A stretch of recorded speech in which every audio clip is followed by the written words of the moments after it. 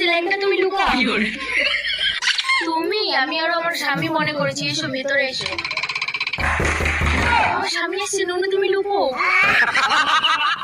না তুমি, আমি আর আমার স্বামী মনে করেছি। এসো ঢুকে এসো।